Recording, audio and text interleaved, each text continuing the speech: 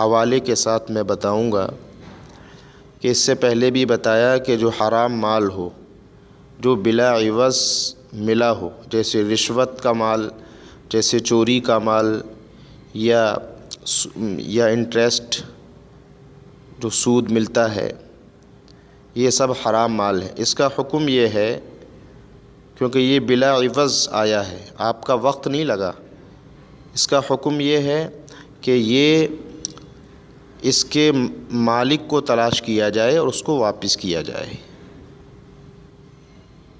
اس کے مد نظر اس کو سمجھنا چاہیے کہ یہ آپ نے جو انٹرسٹ جو ہے یہ آپ نے بینک سے لیا ہے، جو سرکاری بینک ہے۔ تو سرکاری بینک سے آپ نے یہ انٹرسٹ لیا ہے، یعنی دیا ہے انہوں نے آپ کو، تو یہ سرکار کو ہی جانا چاہیے۔ حرام مال جو بلا عوض ملتا ہے وہ اس کے مالک کو واپس کرنا ضروری ہے ہمارے اسلام کے اندر۔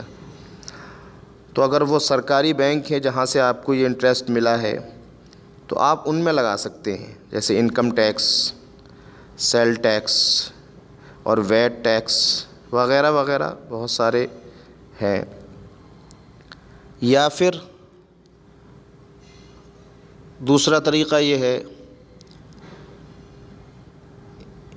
صدقہ کرنا پڑے گا، غریب اور مسکین کو آپ کو صدقہ ہی کرنا پڑے گا۔ تیسرا اس کا کوئی راستہ نہیں ہے، اور اسی پر فتویٰ ہے، بعضوں نے رائے دی ہے لیکن یہ بالکل صحیح نہیں ہے۔